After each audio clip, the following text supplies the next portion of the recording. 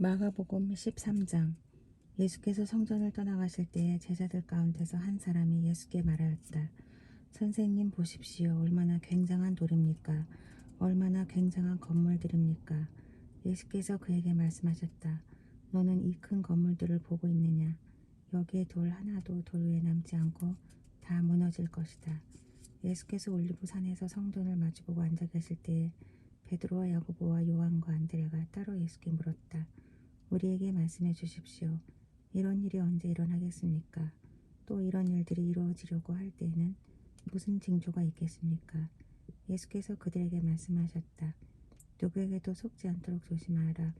많은 사람이 내 이름으로 와서는 내가 그리스도다 하면서 많은 사람을 속일 것이다.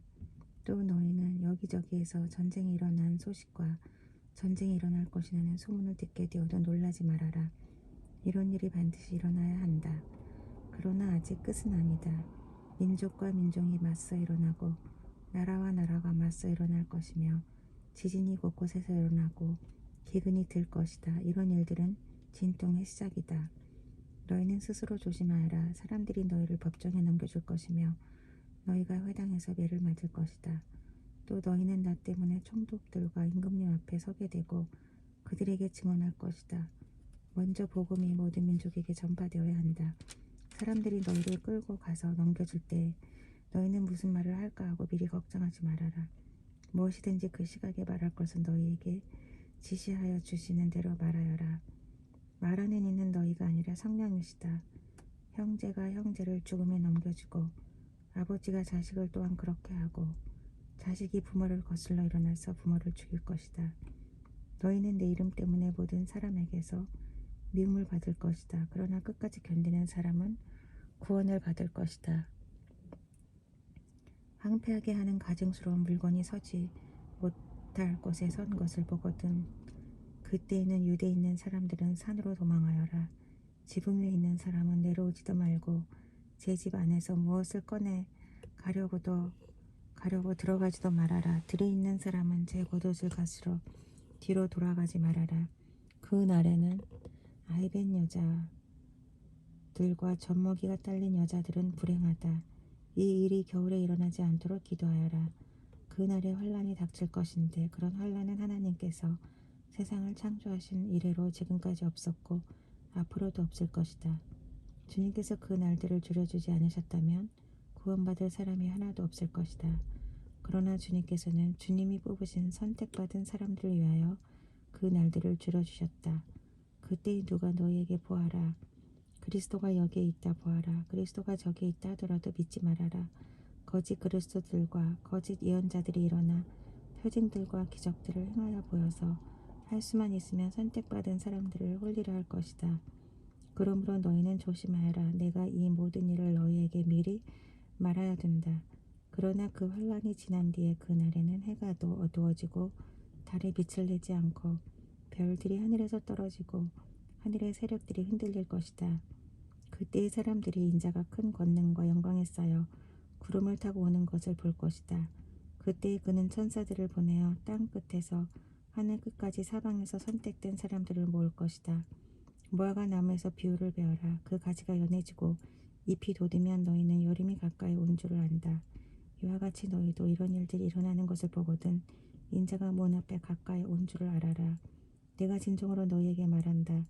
이 세대가 끝나기 전에 이 모든 일이 다 일어날 것이다. 하늘과 땅은 없어질지라도 나의 말은 절대로 없어지지 않을 것이다. 그러나 그날과 그때는 아무도 모른다. 하늘의 천사들도 모르고 아들도 모르고 오직 아버지만 아신다. 조심하고 깨어 있으라. 그때가 언제인지를 너희가 모르기 때문이다. 사정은 여행하는 어떤 사람의 경우와 같은데 그가 집을 떠날 때에 자기 종들에게 권한을 주어서 각 사람에게 할 일을 맡기고 문지기에게는 깨어 있으라고 명령한다. 그러므로 깨어 있어라. 집주인이 언제 올는지 저녁녘일지 한밤중일지 닭이 올 무렵일지 이른 아침녘일지 너희가 알지 못하기 때문이다. 주인이 갑자기 와서 너희가 잠자고 있는 것을 보게 되는 일이 없도록 하여라.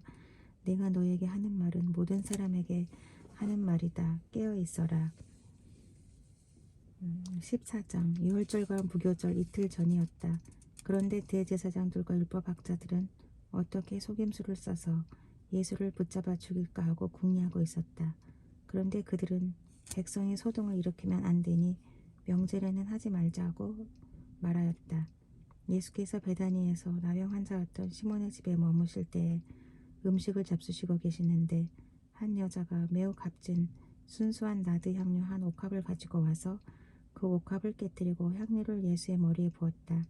그런데 몇몇 사람이 화를 내면서 자기들끼리 말하였다. 어찌하여 향료를 이렇게 허비하는가? 이 향료는 300데나리온 이상을 팔아서 그 돈을 가난한 사람들에게 줄 수 있었겠다. 그리고는 그 여자를 나무랐다. 그러나 예수께서 말씀하셨다. 가만두어라. 왜 그를 괴롭히느냐? 그는 내게 아름다운 일을 했다. 가난한 사람들은 늘 너희와 함께 있으니 언제든지 너희가 하려고만 하면 그들을 도울 수 있다. 그러나 나는 언제나 너희와 함께 있는 것이 아니다. 이 여자는 자기가 할 수 있는 일을 하였다. 곧 내 몸에 향료를 부어서 내 장례를 위하여 할 일을 미리 한 셈이다. 내가 진정으로 너희에게 말한다. 온 세상 어디든지 복음이 전파되는 곳마다 이 여자가 한 일도 전해져서 사람들이 이 여자를 기억하게 될 것이다.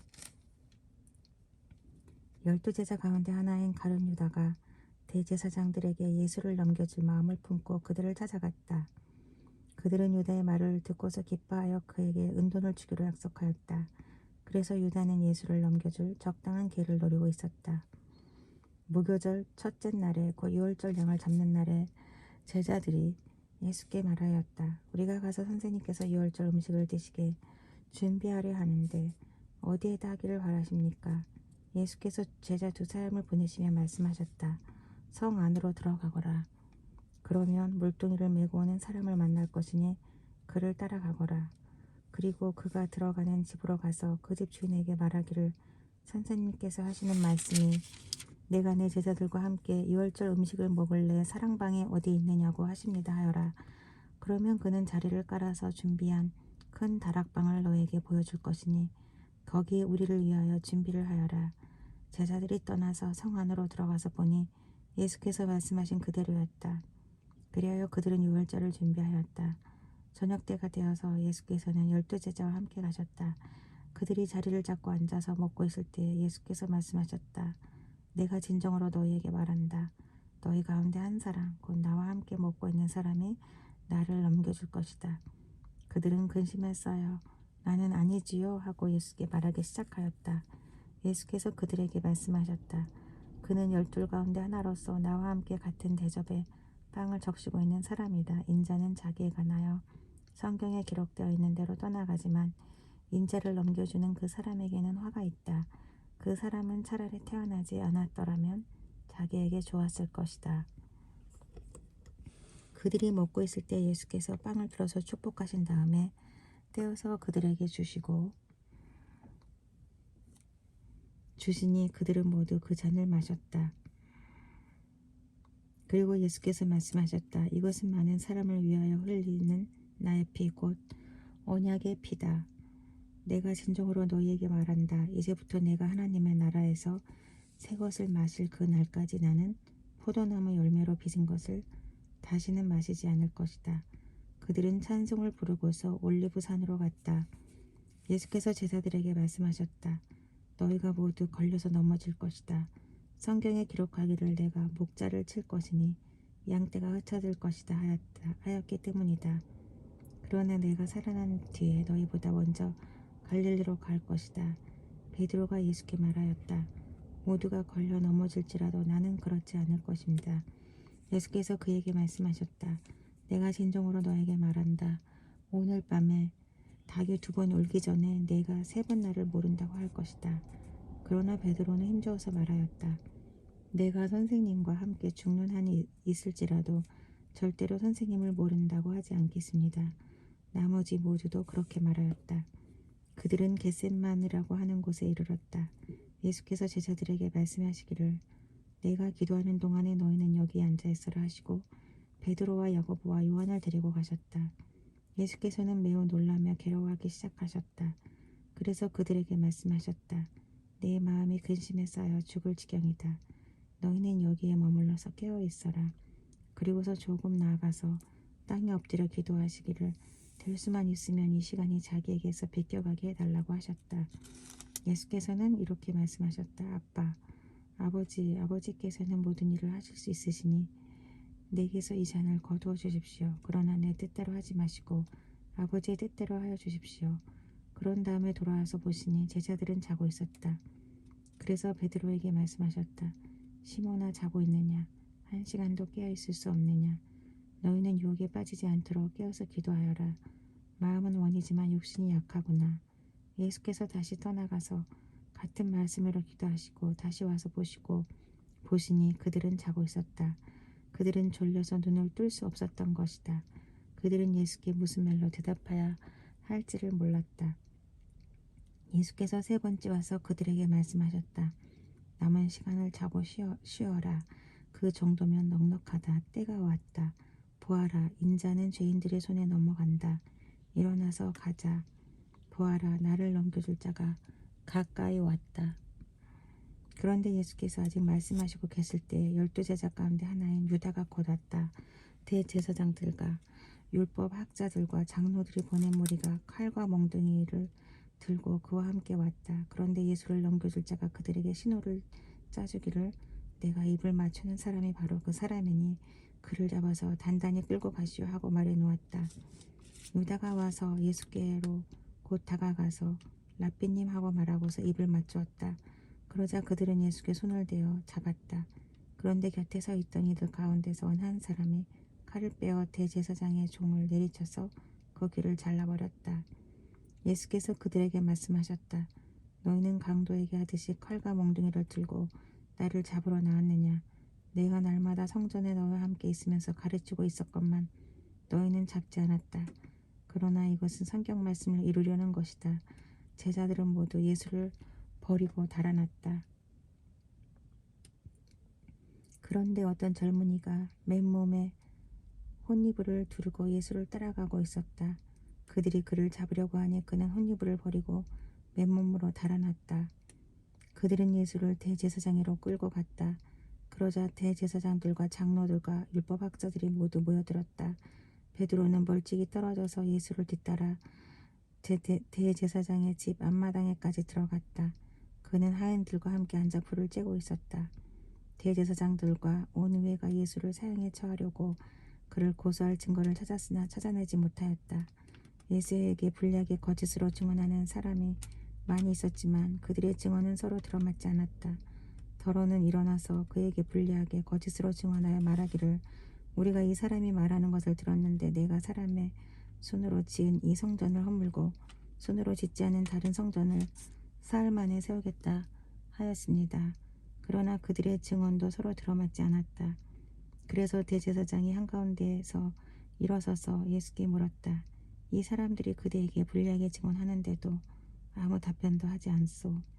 그러나 예수께서는 입을 다무시고 아무 대답도 하지 않으셨다. 대제사장이 예수께 물었다. 그대는 찬양을 받으실 분의 아들 그리스도요? 예수께서 말씀하셨다. 내가 바로 그 이요 당신들은 인자가 전능하신 분의 오른쪽에 앉아있는 것과 하늘에 구름을 타고 오는 것을 보게 될 것이요. 대제사장은 자기 옷을 찢고 말하였다. 이제 우리에게 무슨 증인들이 더 필요하겠소. 여러분은 이제 하나님을 모독하는 말을 들었소. 여러분의 생각은 어떠하오? 그러자 그들은 모두 예수는 사형을 받아야 마땅하다고 정죄하였다. 그들 가운데서 더러는 달려들어 예수께 침을 뱉고 얼굴을 가리고 주먹으로 치고 하면서 알아맞혀 보아라 하고 놀려대기 시작하였다. 그리고 하인들은 예수를 손바닥으로 쳤다. 베드로가 아래쪽에 있는데 대제사장의 하녀 가운데 하나가 와서 베드로가 불을 쬐고 있는 것을 보고 그를 빤히 노려보고서 말하였다. 당신도 저 나사렛 사람 예수와 함께 다닌 사람이지요. 그러나 베드로는 부인하며 말하였다. 내가 무슨 말을 하는지 나는 알지도 못하고 깨닫지도 못하겠다. 그리고 그는 바깥들로 나갔다.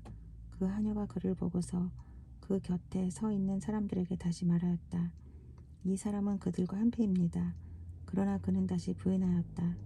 조금 뒤에 곁에 서 있는 사람들이 다시 베드로에게 말하였다. 당신이 갈릴리의 사람이니까 틀림없이 그들과 한패일 거요. 그러나 베드로는 저주하고 맹세하여 말하였다. 나는 당신들이 말하는 그 사람을 알지 못하오. 그러자 곧 닭이 두 번째 울었다. 그래서 베드로는 예수께서 자기에게 닭이 두 번 울기 전에 내가 나를 세 번 모른다고 할 것이다 하신 그 말씀이 생각나서 엎드려서 울었다.